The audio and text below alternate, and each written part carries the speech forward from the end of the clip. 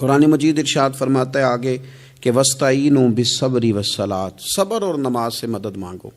صبر کا لغوی معنی ہوتا ہے اپنے آپ کو روک لینا، مشکلات آئیں، مصیبتیں آئیں، آزمائشیں آئیں، یا نفس کوئی خواہشات کرے تو اپنے آپ کو روکنا، یہ صبر ہے۔ صبر سارے کا سارا اندر کا معاملہ ہے، جو اپنے آپ کو روکنے پہ قادر ہو گیا وہ صابر ہے، اپنے آپ کو روک لے۔ سب سے زیادہ ہمیں نقصان ہماری اپنی خواہشات دیتی ہیں، ہمارا اپنے اوپر ہی قابو نہیں۔ صبر یہ ہے کہ انسان اپنے اوپر کنٹرول کرے، اپنے آپ کو روکے۔ اسی لیے نبی پاک صلی اللہ علیہ وسلم نے صحابہ سے پوچھا تھا نا پہلوان کون ہے، تو یا رسول اللہ جو میدان میں اترے اور اپنے دشمن کو بچھاڑ دے، تو حضور نے فرمایا نہیں، جو غصے کے وقت اپنے آپ کو قابو کر لے وہ پہلوان ہے، جو تحمل کا مظاہرہ کر جائے وہ پہلوان ہے۔ صبر کا معنی ہوتا ہے اپنے آپ کو پہ کنٹرول رکھنا، آپ کو کنٹرول حاصل ہو اپنی خواہشات پر بھی، اپنے جذبات پر بھی، اپنے معاملات پر بھی، آپ اس کو کنٹرول کر سکیں۔ یہی تصوف ہے، یہی طریقت ہے، یہی صوفیاء سبق دیتے ہیں۔ تو فرمایا وَاسْتَعِینُوا بِالصَّبْرِ وَالصَّلَاةِ، صبر اور نماز سے مدد چاہو۔ ایک صبر کرو، دوسرا بندگی کرو، مصلی پہ بیٹھ جاؤ۔ جو تمہاری مدد تمہاری عبادت کرے گی نا، جو مصلی تمہاری مدد کرے گا وہ کوئی اور نہیں کر سکتا۔ مصلی پہ بیٹھو، نماز سے مدد چاہو۔ نبی پاک صلی اللہ علیہ وسلم کا طریقہ کیا ہے کہ اگر آندھی آئی ہے تو حضور نے نماز کی نیت باندھ لی، بارش نہیں ہوتی تو نماز کی نیت باندھ لی، اگر سورج چاند گرہن ہو گیا تو حضور نے نماز کی نیت باندھ لی، حتیٰ کہ کافر ساری رات صفیں سیدھی کراتے رہتے تھے اور رسول پاک ساری رات مصلی بچھا کے نفل ادا فرماتے رہتے تھے۔ نماز سے مدد چاہیں۔ ارشاد فرمایا کہ وَإِنَّهَا لَكَبِيرَةٌ إِلَّا عَلَى الْخَاشِعِينَ، صبر اور نماز سے مدد مانگو، بے شک یہ دونوں چیزیں بھاری ہیں، کام دونوں مشکل ہے، لیکن ڈرنے والوں پر مشکل نہیں۔ جو رب سے ڈرتے ہیں ان کے لیے مشکل ہے۔ اب مجھے اجازت ہونی چاہیے نا، یہ کہہ لینا چاہیے نا کہ کوئی شخص کہے میرا نماز میں دن نہیں لگتا، تو میں اسے کہوں کہ تو رب سے ڈرتا ہی نہیں، اصل میں تو ڈرتا ہی نہیں۔ اگر تو ڈرے تو لفظ ہی نہ ادا کرے، اللہ نے بلایا اور تو آیا ہی نہیں۔ فرمایا یہ وزن ضرور ہے ان دو چیزوں کا، لیکن ڈرنے والوں پر، یہ ڈرنے والے کون ہیں؟ فرمایا الذین یظنون انہم ملاقو ربہم وانہم الیہ راجعون، جو اس بات کا یقین رکھتے ہیں کہ ہم نے اپنے رب سے ملاقات کرنی ہے اور ہمیں اسی کی طرف لوٹ کر جانا ہے۔ جس بندے کو یقین ہونا میں نے رب سے ملنا ہے، میں نے اس سے ملنا ہے، اسی کی طرف جانا ہے، اس کے لیے نہ نماز مشکل ہے نہ صبر مشکل ہے، اس کے لیے دونوں چیزیں آسان ہو جاتی ہیں۔ شرط یہ ہے کہ شوق ہو تیرے اندر رب سے ملاقات کا، تجھے شوق ہو۔ میرے نبی پاک صلی اللہ علیہ وسلم نے فرمایا لوگوں جو رب سے ملنے کا شوق رکھتا ہے نا، اللہ بھی اس سے ملنا پسند کرتا ہے، اور جس کے دل میں شوق ہی نہیں رب سے ملنے کا، تو جو اللہ کی ملاقات پہ یقین رکھتا ہے نا، وہ پھر نماز اور صبر کا عادی ہو جاتا ہے۔ تو ان تین چار چیزوں پر خوب توجہ کریں، خوب توجہ کریں۔ صبر اور نماز خاص چیز ہے۔ حضرت غوث اعظم رضی اللہ تعالیٰ عنہ فرماتے ہیں اگر آزمائشیں نہ ہوتی تو سارے لوگ ہی عابد زاہد ہوتے۔ یہ تو آزمائش آتی ہے، صبر کرنا پڑتا ہے، تو پھر پتہ چلتا ہے کہ عابد زاہد کون ہے۔ آزمائشیں نہ ہوتی تو سارے ہی عابد زاہد ہوتے۔ اللہم صلی علی سیدنا و مولانا محمد معدن الجود والکرم وعلی آلہ وصحبہ وبارک وسلم۔ عزیز دوستو، قرآن مجید نے نبی پاک علیہ السلام کے اخلاق عالیہ کی تعریف کی اور ارشاد فرمایا کہ وَإِنَّكَ لَعَلَىٰ خُلُقٍ عَظِيمٍ، اے محبوب علیہ السلام ہم نے آپ کو خلق عظیم کا مالک بنایا۔ نبی پاک صلی اللہ علیہ وسلم نے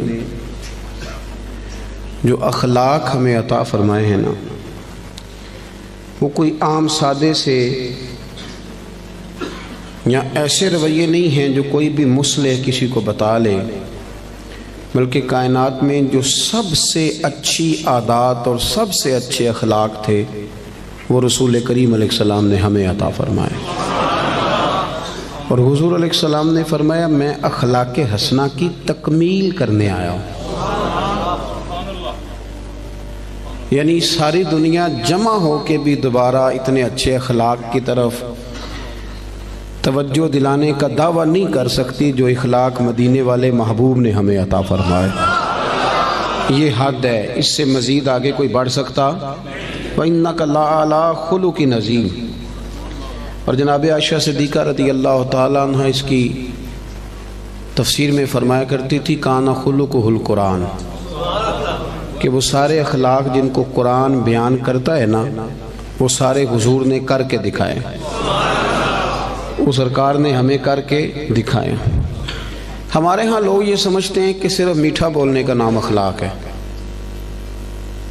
حالانکہ اخلاق اعلیٰ حضرت نے خلق کا ترجمہ خو کیا ہے، یعنی عادت۔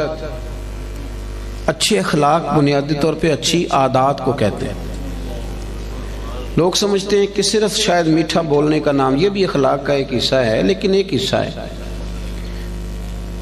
میٹھا بولنا کل اخلاق نہیں، میٹھا تو آپ کو پتہ ہے لوگ اپنے مطلب کے لیے بھی بولتے ہیں،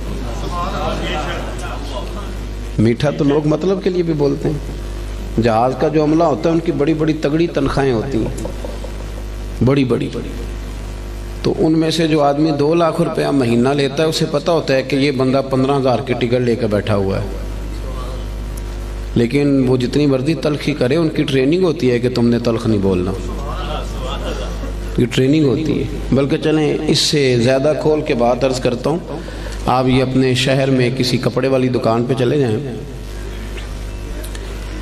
تو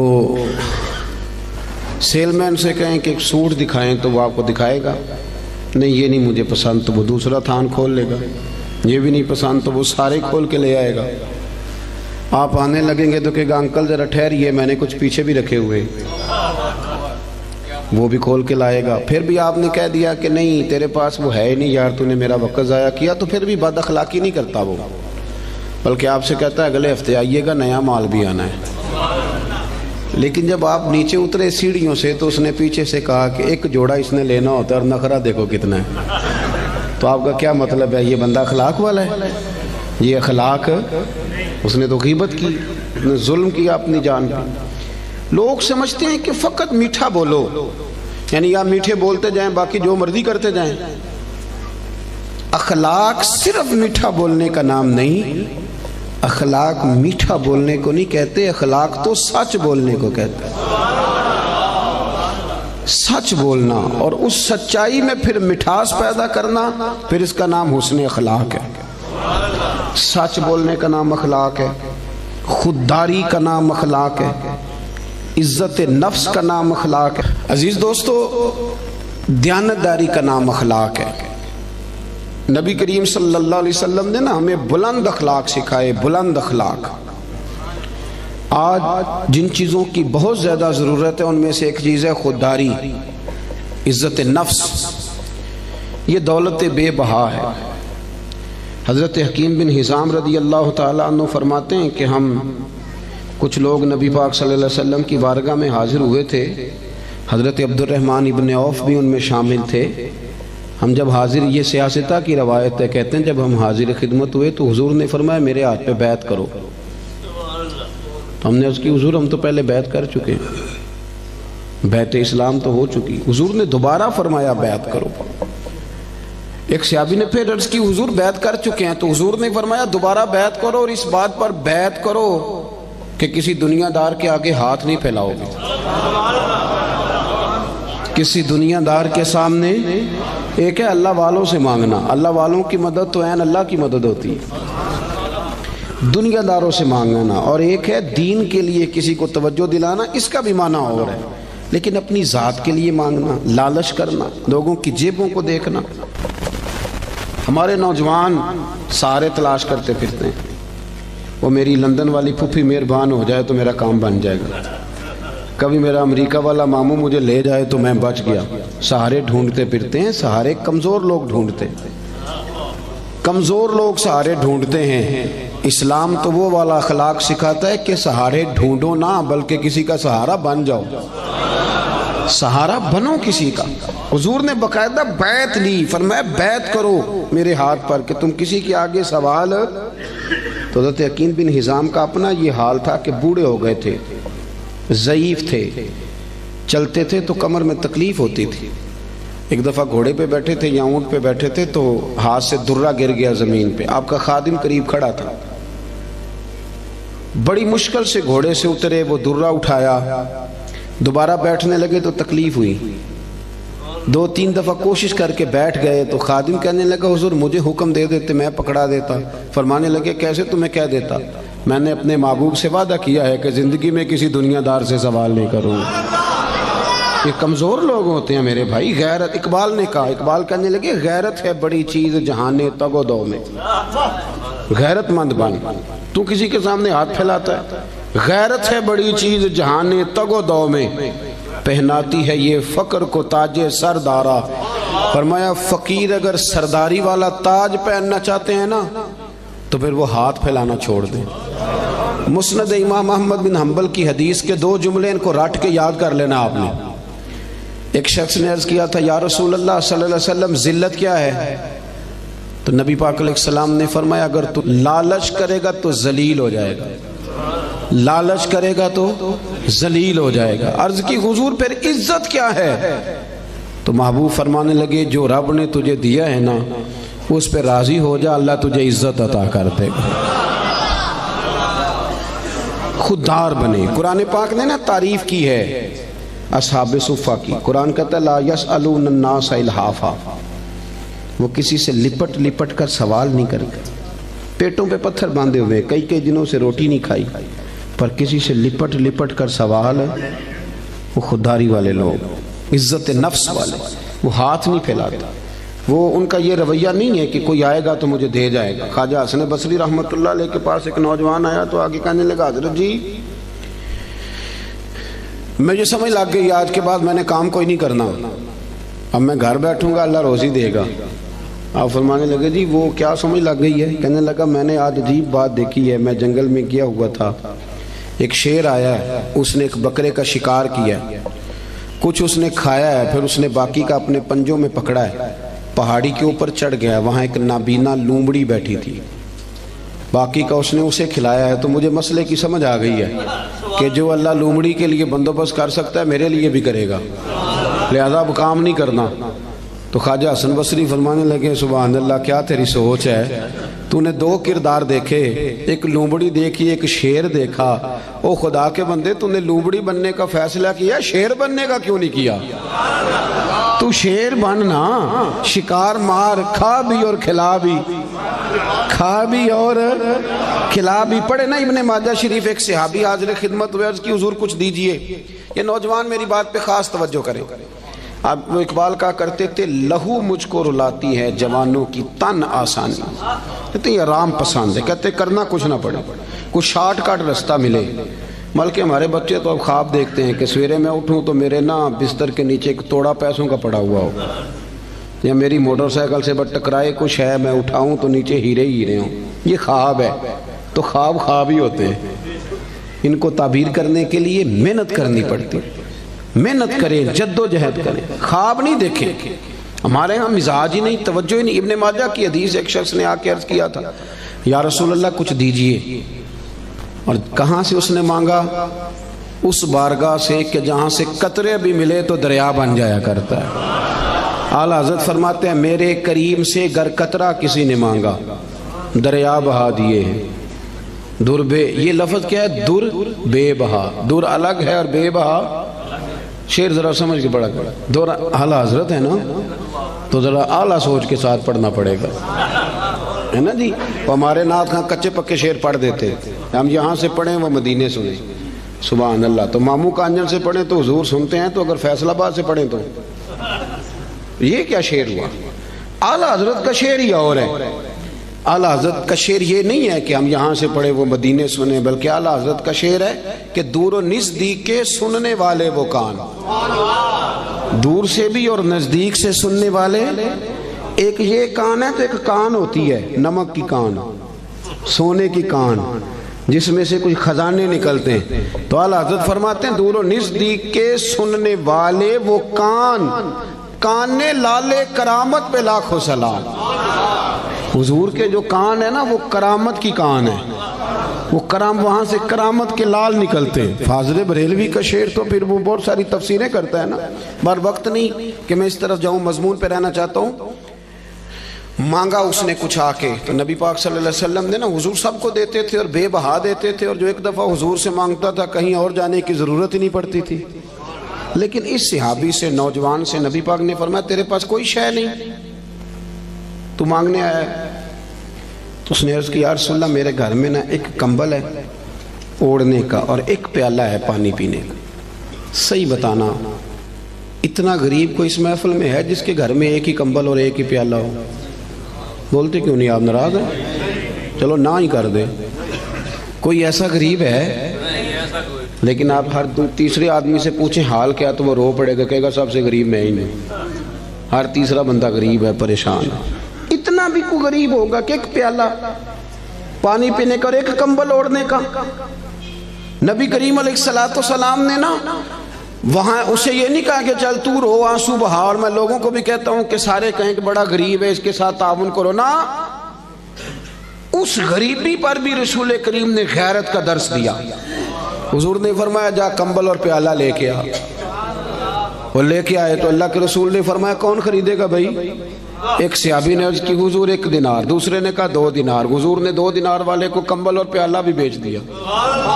اس نے نہیں کہا کہ حضور 2 ہی چیزیں تھی وہ بھی بیچ دینے لگے ہو.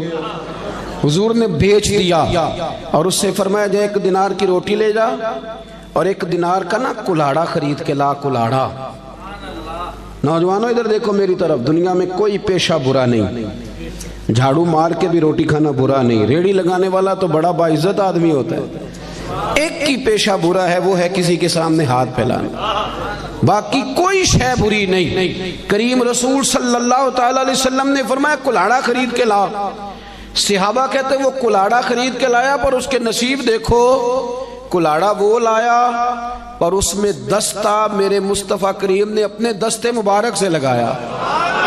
اور حضور نے اسے فرمایا چلنا جنگل میں, لکڑیاں کاٹ, کھا بھی اور کھلا بھی, پہن بھی, اور فرمایا 15 دن مجھے نظر نہ آنا, یعنی فرض نماز کے لیے آنا, اس کے علاوہ یہاں نہ آنا, جا کام کر. 15 دنوں کے بعد آیا. یہ لفظ امام سیوطی نے در منصور میں لکھے. 15 دن کے بعد آیا تو حضور نے فرمایا تیرا کیا حال ہے؟ عرض کرنے لگے یا رسول اللہ پہلے 1 کمبل تھا, اب سارے گھر کے بستر بن گئے. پہلے 1 پیالہ تھا, بڑے برتن بن گئے. اور امام سیوطی نے یہ لفظ بڑھا کے لکھے ہیں, یہ صحا کے نہیں ہیں. کہتے ہیں اس نے جیب میں ہاتھ ڈالا اور 10 دینار نکالے. عرض کرنے لگا حضور یہ رکھ لیں, مسجد اور مدرسے کے کام آ جائیں گے, یہ میری طرف سے نذرانہ. علامہ اقبال تھے یورپ میں, تو ان کے بیٹے نے خط لکھا کہ ابا جی مجھے کچھ پیسوں کی ضرورت ہے, تو آپ کا نام لے کے کسی سے قرضہ پکڑ لوں. تو اقبال نے جواب میں نظم لکھ کے بھیجی. اقبال کہنے لگے دیار عشق میں اپنا مقام پیدا کر, دیار عشق میں اپنا مقام پیدا کر, دیار عشق میں اپنا مقام پیدا کر, نیا زمانہ نئے صبح و شام پیدا کر. خدا اگر دل فطرت شناس کرے عطا تجھ کو, تو پھر سکوت لالا و گل سے کلام پیدا کر. اور اقبال کہنے لگے پتر میرا طریق امیری نہیں فقیری ہے, خود ہی نہ بیچ غریبی میں نام پیدا کر. خود ہی نہ بیچ غریبی میں, کس میں؟ یہ نوجوان کیوں نہیں بولتے جن سے میں بات کر رہا ہوں؟ غریبی میں نام. اعلیٰ حضرت فاضل بریلوی کا جو مدرسہ ہے نا بریلی شریف میں, وہ آج بھی چھوٹا سا ہے. یہ تھوڑا سا کرنی پڑتی ہے محنت شنت. تو بڑے خوددار آدمی تھے. کسی نے کہا بہت بڑے شاعر ہیں. نانپارہ ایک ریاست ہے انڈیا کی, اگر نانپارہ کے نواب کے لیے 2-3 شعر لکھ دیں تو مدرسہ بن جائے گا. تو اعلیٰ حضرت کہنے لگے چلو کوئی حرج نہیں, لکھ دیتے.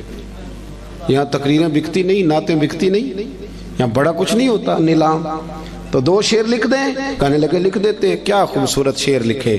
کہنے لگے کروں مدح اہل دول رضا, اور پڑے اس بلا میں میری بلا, میں تو گدا ہوں اپنے کریم کا, میرا دین پا رہا ہے نان. اعلیٰ حضرت کے چھوٹے بیٹے تھے حضور مفتی اعظم ہند مولانا مصطفیٰ رضا خان صاحب. علامہ ارشد القادری ایک بہت بڑے عالم گزرے ہیں. وہ جمشید پور میں رہتے تھے، کہتے میں نے ان کو بلایا اعلیٰ حضرت کے صاحبزادے کو محفل پہ، تو جب جانے لگے نا تو میں نا لفافے میں کچھ رقم رکھ کے بطور نذرانہ دینے لگا۔ نذرانہ سنت ہے، یہ تحفہ ہے۔ کہتے ہیں حضور مفتی اعظم نے مجھ سے پوچھا یہ کیا ہے، تو مجھے کہنا چاہیے تھا نذرانہ ہے، تحفہ ہے۔ میرے منہ سے نکل گیا حضور کرایہ ہے، آنے جانے کا کرایہ ہے۔ تو کہتے ہیں میرے منہ سے نکل گیا تو حضرت نے لپیٹ کے پیسے میری جیب میں دیے، کہنے لگے ارشد القادری صاحب یہ رکھیے، میں احمد رضا کا بیٹا ہوں، میں کرایہ کا مولوی نہیں کہ جو کرایہ دے گا اور مجھے بلا لے گا۔ میرے والد نے بتایا ہے کرو مدح اہل دول رضا، پڑے اس بلا میں میری بلا، میں گدا ہوں اپنے کریم کا، میرا دین پارا ہے۔ نوجوانوں یہ اخلاق سب سے پہلے سیکھو، سب سے پہلے، کہ کسی دنیا دار کے سامنے ہاتھ آپ محنت کریں۔ اللہ تو محنت کرنے والے کو محبوب ہی بڑا رکھتا ہے۔ آپ مشقت کریں، آپ دیکھیں رب کتنے رستے کھولتے۔ اور ایک اور بات، جو لوگ سیڑھیوں سے چلتے ہیں نا، بے ساکھیوں سے، انہیں پیروں پہ چلنا ہی نہیں آتا۔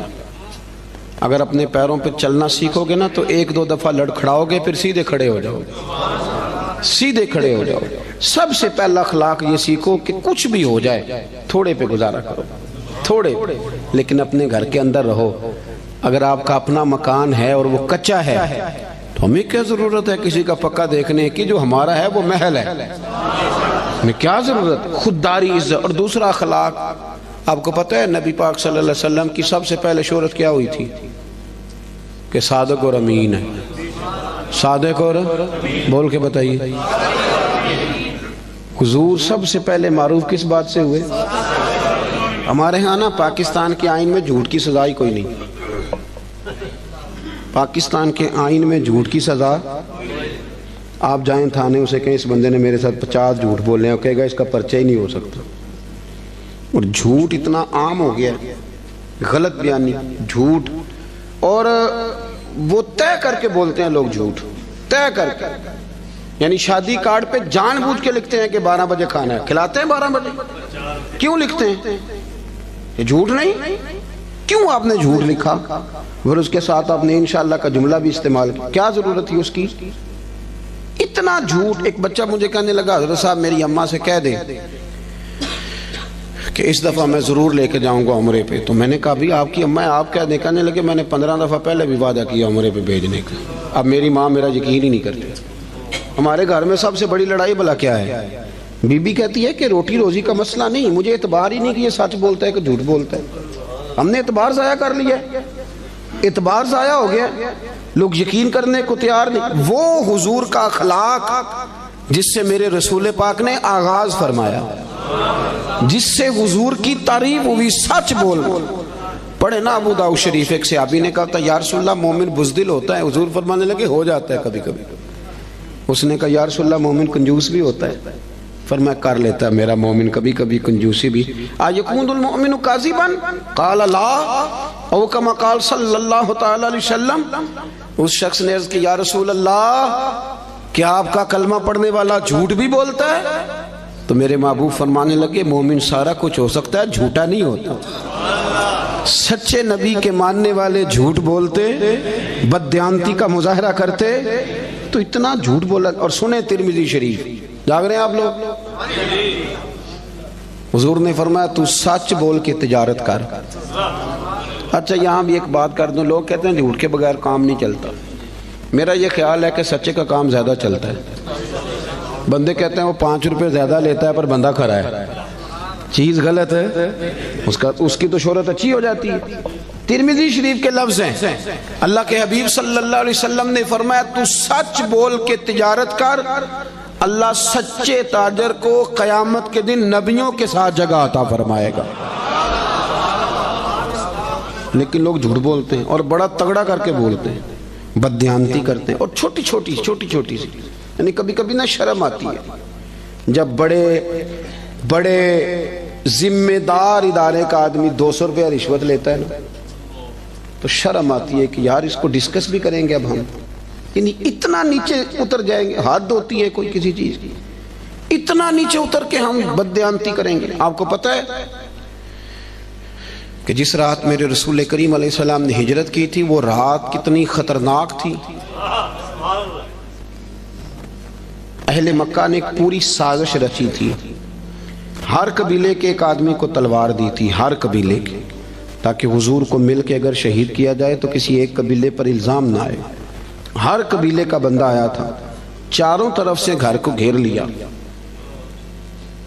وہ طے کر کے آئے تھے کہ معاذ اللہ ثم معاذ اللہ حضور کو شہید کریں گے، وہ شہید کر رہے ہیں۔ توجہ ہے میری بات پر؟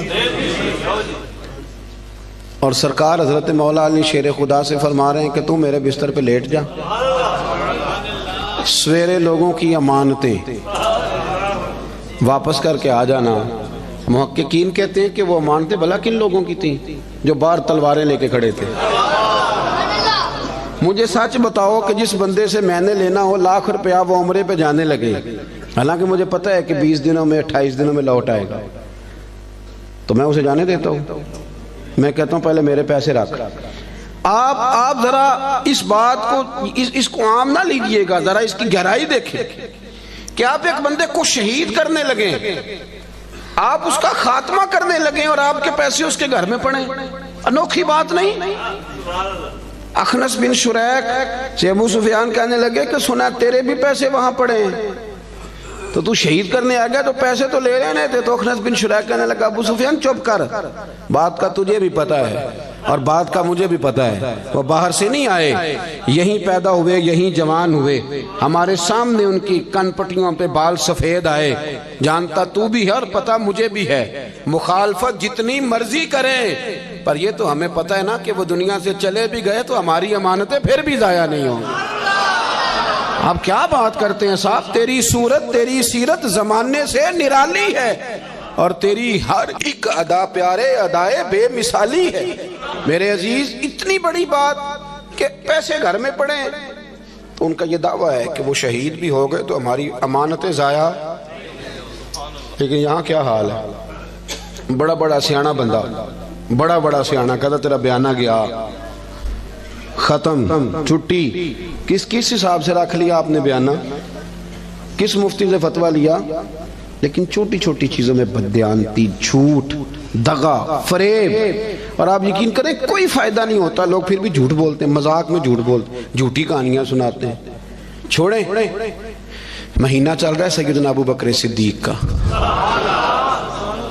حضرت ابو بکر صدیق رضی اللہ تعالیٰ عنہ نا نبی کریم صلی اللہ علیہ وسلم کو لے کے نا غار ثور پہ تشریف لے گئے۔ آج جب حاجی جاتے ہیں نا وہاں زیارت کے لیے تو رستے میں نا 5-6 جگہ سٹے کا مقام بنا ہوا ہے، چائے پیتے ہیں، بوتل پیتے ہیں، پھر بھی واپس آ کے ڈینگے مارتے ہیں کہ میں چڑھ گیا تھا جی، میں ہو آیا ہوں جی، میں تو یوں گیا اور یوں آیا، حالانکہ رستہ بنا ہوا ہے، رستے میں کئی جگہ پانی پیا ہے، پھر بھی بڑی بڑھ کے۔ جب حضرت صدیق اکبر لے کے گئے تھے تو رستہ بھی کوئی نہیں تھا، وقت تھا رات کا۔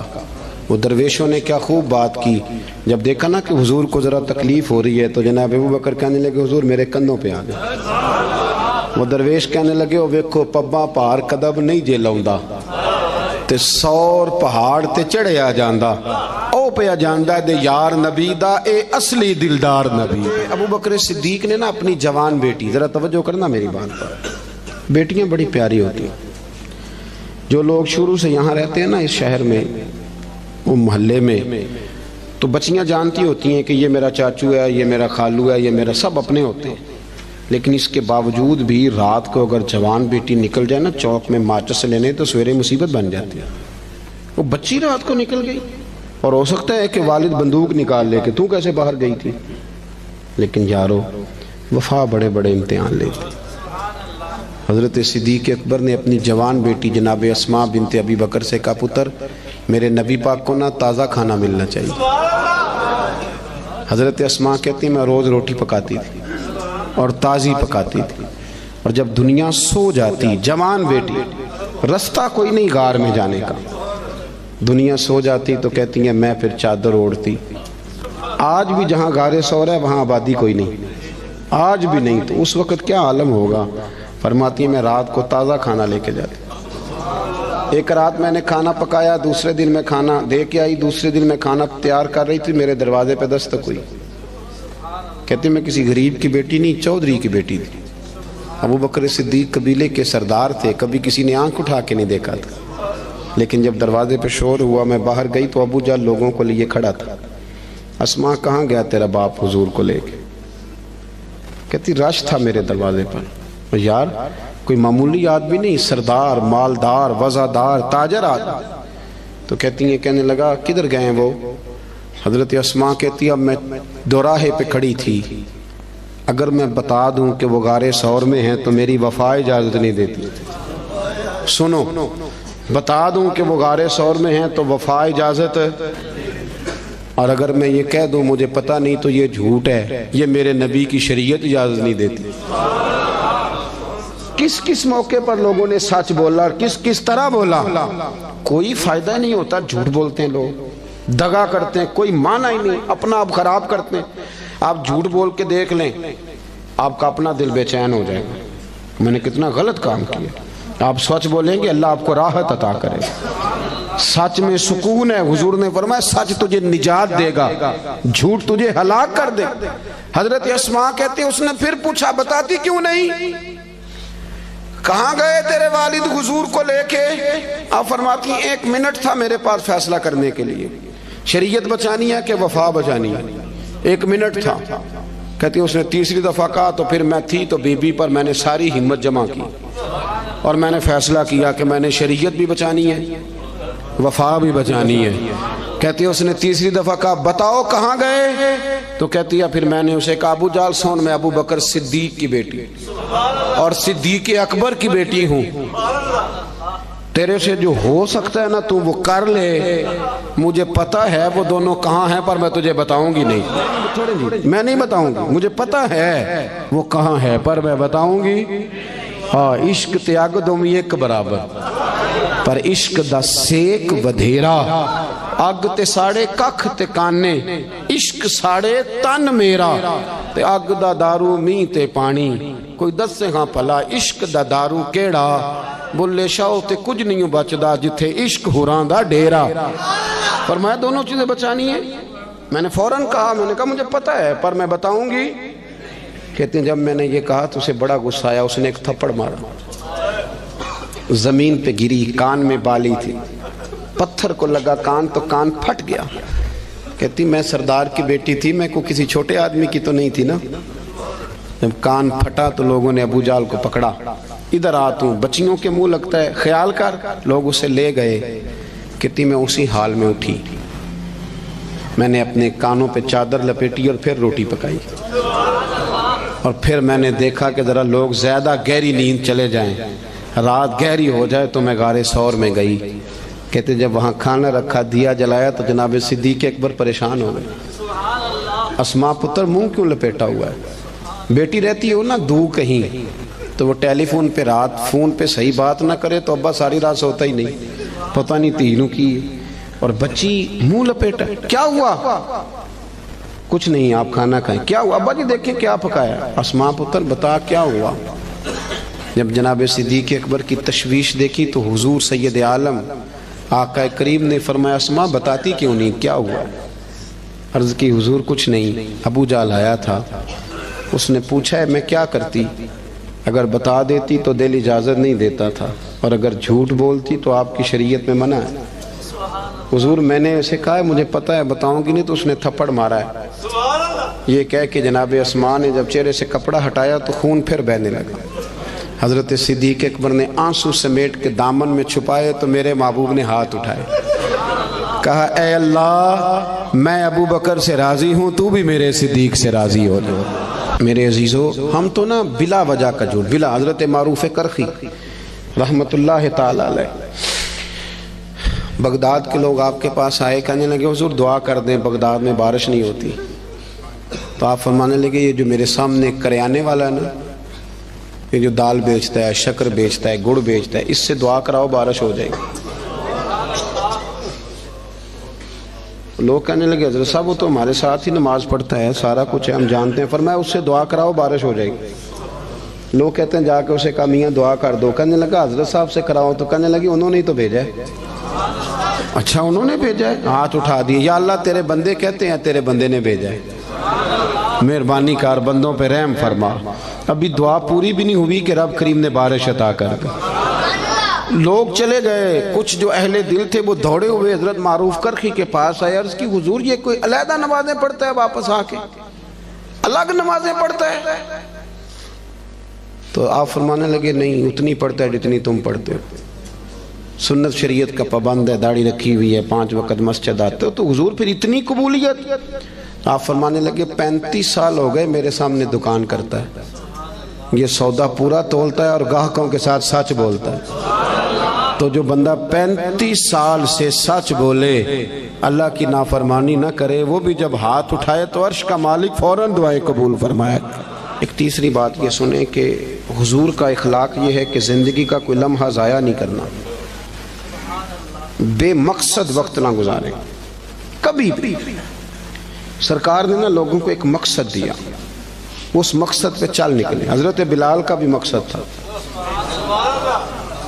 حضرت عمر فاروق کا بھی ایک، حضرت خالد بن ولید کا بھی ایک۔ میری بات کی سمجھ آ رہی ہے؟ کوئی زندگی میں نا کوئی مقصد بنائے، اور اگر اللہ دے توفیق تو پھر میرے نبی کریم کے دین کی خدمت کو بھی مقصد بنائے۔ پتہ میں آپ کو عرض کروں، کسی بندے کو لو لگ جائے نا کہ میری 4 بہنیں جوان ہیں، میرا ابا بوڑھا ہو گیا ہے، تو 4 بہنیں اس سے چھوٹی ہوں تو پردیس چلا جاتا ہے اور کہتا ہے پہلے ان 4 کی شادی کروں گا پھر اپنی کروں گا۔ کرتے ہیں کہ نہیں ایسے لوگ؟ کرتے ہیں نا۔ لو لگ گئی ہے نا کہ میں نے اپنے گھر کو چلانا ہے۔ کسی کو گھر چلانے کی لو لگ گئی، کسی کو مکان بنانے کی، کسی کو بہنیں بیانے کی، کسی کو ماں باپ کو حج کرانے کی۔ کچھ ایسا بھی ہونا چاہیے کہ دین آگے پھیلانے کی بھی لو لگ جائے۔ ہم نے نا بحث سمجھ لیا ہے کہ دین بس بحث کرنے آیا ہے۔ 1 ربیع الاول سے 12 ربیع الاول تک بحث کرو کہ میلاد منانا چاہیے کہ نہیں، اور ٹکا کے کرو۔ اور جن کی 7 نسلیں میلاد مناتی آ رہی ہیں اور سارے منا، وہ بھی پوچھتے ہیں ہر سال ہی کہ جائز ہے کہ ناجائز ہے۔ میں کہتا ہوں اب بس کریں، اب کتنا کو پوچھنا ہے، اب عمل کا رستہ اختیار کریں۔ اب اور میں نے اس دفعہ دوستوں سے کہا تھا کہ میرا دل کرتا ہے اب یہ نہ پوچھو میلاد منانا چاہیے کہ نہیں، اب میرا یہ دل کرتا ہے کہ ہم سے یہ پوچھیں کہ میلاد کی جھنڈیاں وضو کر کے لگانی چاہیے کہ بغیر وضو کے بھی لگ جاتی ہیں۔ اب ساری زندگی یہیں اڑے رہنا ہے؟ آگے بھی تو بڑھو نا تھوڑا سا۔ دین کے لیے نا جد و جہد نہیں، شوق نہیں، بلکہ بہانے بازی ہے، فلانا لڑتا ہے، فلانا ایسے کرتا ہے، فلانا۔ چھوڑیں آپ نے عمل کب کیا ہے؟ دین کو تھوڑا سا مقصود بنائیں، کوئی ایک لائق سا بچہ نکال کے نا اسے دین کا عالم بنائیں، کچھ تھوڑا سا نا دینی چیزوں کو پڑھیں، کچھ لوگوں کو پڑھنے کی رغبت دیں۔ ہمارے ہاں نا وہ کسی ایک مدرسے کا کوئی استاد، اس کی فوٹو چھپ جائے نا اس نے بڑا مارا ہے اور بچے کے کمر پہ نشان پڑ گئے تو فوٹو اچھی چلتی ہے سوشل میڈیا پہ 4 دن۔ مجھے بھی ایک نے لا کے دکھائی، کہنے لگے مولوی صاحب مار مار کے ویکھو کی حال کیتا ہے۔ میں نے اسے کہا کہ کتنے مدرسے ہیں پاکستان میں؟ مدرسوں کی تعداد ہزاروں میں، تو یہ ایک بندہ آپ کو ایسا نکل ہے تو آپ نے ادھم مچا دیا ہے۔ اس نے غلط کیا، اسے ایسا نہیں کرنا چاہیے تھا، پر آپ میرے ساتھ چلے، میں بتاتا ہوں یونیورسٹیوں میں کیا کیا خرابیاں ہیں، کالجوں میں کیا خرابیاں ہیں۔ آپ حیران ہوں گے کہ نشہ سب سے زیادہ یونیورسٹیوں اور کالجوں میں بکتا ہے۔ آپ نے کبھی دیکھا ہے کوئی مولوی ہائی لائٹ کرتا ہو کہ یونیورسٹیوں میں یہ کچھ ہو رہا ہے؟ کبھی دیکھا آپ نے؟ نہیں کرتے، اس لیے کہ ہم سمجھتے ہیں وطن ہمارا اپنا ہے اور یونیورسٹیاں ہماری اپنی ہیں، پڑھنے والے بچے ہمارے۔ ہم مدارس کے بچوں کو اپنا کیوں نہیں سمجھتے؟ مسجد کو اپنا کیوں نہیں سمجھتے؟ یہ بھی ایک ادارہ ہے، یہ بڑا کچھ ہمیں دیتا ہے، بڑا کچھ۔ لوگ کہتے ہیں مولوی کچھ نہیں کر رہے، تو میں کہتا ہوں کبھی ایسا ہوا ہے کہ تراویحاں کسی مسجد میں رہ گئی ہوں کہ حافظ نہیں ملا؟ بتائیں کبھی ہوا ہے؟ اس مسجد میں آج جمعہ نہیں ہوا جی، مولوی کوئی نہیں ملا۔ تو مدارس کچھ کر رہے ہیں تو اتنا بڑا انقلاب آیا ہوا ہے۔ ہر شعبے کے لیے آپ کو بندہ ملتا ہے۔ اپنا دین کو مقصد بنائیں، اور کچھ نہ کر سکیں تو کم از کم دینی لوگوں کی حوصلہ شکنی نہ کریں۔ ایسے کوئی بندہ پگڑی باندھ کے آ جائے تو اسے کہہ دے کہ تو اچھا لگ رہا ہے۔ ویسے ایک میرا دل کر رہا ہے بات کر دوں، وہ بھی میں کر ہی دیتا ہوں۔ آپ نا بیوٹی پارلر سے تیار ہو کے ہیں تو لوگ کہیں گے سونے لگ رہے ہیں، یہی کہیں گے۔ لیکن اگر آپ امامہ باندھ کے، داڑھی رکھ کے، کنگھی کر کے، خوشبو لگا کے ہیں تو لوگ تعریف پھر بھی کریں گے، پر یہ نہیں کہیں گے سونے لگ رہے، کہیں گے کتنا نورانی چہرہ ہے۔ تو دین کے رنگ میں تو تعریف بھی بدل جاتی ہے اور مزہ دیتی ہے. تو اپنا مقصود بنائے. مجھے بتایا گیا یہاں مسجد اور بڑی جلدی مدرسے کا بھی آغاز ہونے لگا ہے. میں اس چیز کا قائل ہوں کہ مسجد اور مدرسہ جہاں بھی ہو وہ میرے نبی پاک کی پسند ہے. اپنی توجہات بڑھایا کریں. انسانوں میں غلطیاں ہوتی ہیں. مسجد و مدرسوں میں رہنے والے لوگ فرشتے نہیں ہوتے، انسان ہوتے ہیں. تو غلطیاں جہاں ہوتی ہیں ان کو صحیح کیا جاتا ہے، غلطیوں کی مخالفت شروع نہیں کی جاتی. اس مدرسے کو، اس مسجد کو آپ نے توجہ دینی ہے. توجہ. میرے پاس نا میرے کچھ مریدین جو لاہور سے تعلق رکھتے ہیں وہ سارے آئے ہوئے تھے، کچھ دن ہو گئے. وہ کافی سارے لوگ تھے تو کچھ وظائف کی بات چیت چل رہی تھی. تو میں نے انہیں کہا بھی تمہارا ایک وظیفہ میں نے اور بڑھا دیا. وہ پیر صاحب وہ کیا؟ میں نے کہا آپ جس محلے سے آئے ہیں نا، آپ نے ہر جمعے اپنے محلے کی مسجد کی صفائی کرنی ہے. یہ ہمارا وظیفہ ہے، اس کو آپ نے پڑھنا ہے. اور مسجد کے انتظامی معاملات میں مداخلت نہیں کرنی. امام خطیب کمیٹی کیا کر رہی ہے اس سے سروکار نہیں. مسجد کی صفائی کریں. آپ کر کے دیکھیں، اللہ آپ کو سکون عطا کرے گا. بہت بڑے درویش گزرے، بابا فرید. جو بندہ کہتا تھا نا دل پریشان ہے، اسے جھاڑو دیتے تھے. کہتے تھے جا مسجد میں جا کے جھاڑو دے، رب تجھے سکون عطا کرے گا. اور خود فرمایا کرتے تھے اٹھ فریدہ ستیا تے جھاڑو دے مسیت. اٹھ فریدہ ستیا تے جھاڑو دے. بولیے. چلے مذہبی لوگوں سے بھی بات کر ہی لیتے ہیں. وہ امام صاحب کہتے ہیں مسجد کمیٹی دی وہ صفائی کرے. میں تو امام ہوں نا، امام تو نہیں نہ صفائی کرتا ہوں. تو کمیٹی والے کہتے ہیں حضرت صاحب کرائی صفاؤ تسی کڑا آپ کرنی بالا کو لے کرانی جی. وہ بھی بڑے پکے ہیں. تو میں کہتا ہوں کہ مسجد کمیٹی کی ہے کہ اللہ کی ہے؟ اس یہاں کون آتا ہے؟ اللہ کے پرونے آتے ہیں نا، اللہ کے مہمان آتے ہیں. میں الحمدللہ خوشی محسوس کرتا ہوں مسجد کو صاف کرتا، اس لیے کہ وہ رب کا گھر ہے. تو آپ مسجد میں رہتے ہیں، میں مسجد میں رہتا ہوں. اس کا کیا معنی ہوا کہ ہم اس میں بھی کہیں کہ ہماری حدق ہو رہی ہے، ہم کسی چودھری کا گھر صاف کر رہے ہیں؟ تو رب کریم کا گھر ہے. آپ کیوں ایسی کچی؟ اٹھ فریدہ ستیا جھاڑو دے مسیت، اور تو ستا رب جاگدا تیری ڈاڈے نال پریت. اٹھ فریدہ ستیا، داڑھی آ گیا پور، اگا نیڑے آ گیا پچھا رہ گیا دور. اٹھ فریدہ ستیا تے خلقت ویکھن جا، متے کوئی مل جائی بخشیا تے تم ہی بخشیا جا. ایک بات یہ عرض کی کہ خودداری پیدا کرے، اعلیٰ اخلاق ہے. اور دوسری گزارش یہ کی کہ سچ بولیں، دیانتداری کم. اور تیسرا اپنا کوئی مقصد بنائیں، ایک منٹ بھی زندگی کا ضائع نہ کرے. اور اگر دین مقصد بن گیا تو پھر تو دین بھی مل گیا، دنیا بھی مل گئی. جو میں کہہ سکا دعا کرتا ہوں اللہ اسے قبول فرما.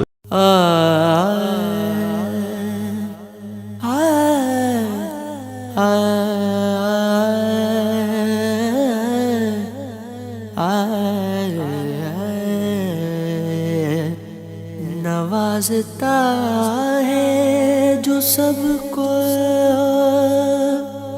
وہ دل نواز ہے تو. نیاز مند ہے سب اور بے نیاز ہے تو. زمانے بھر کے بناتا ہے سارے بگڑے،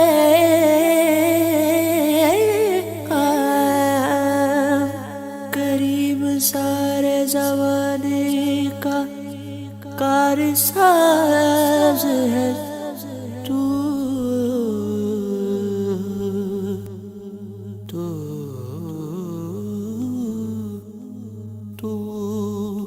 اس شان کرم کا کیا کہنا، اس شان کرم کا کیا کہنا.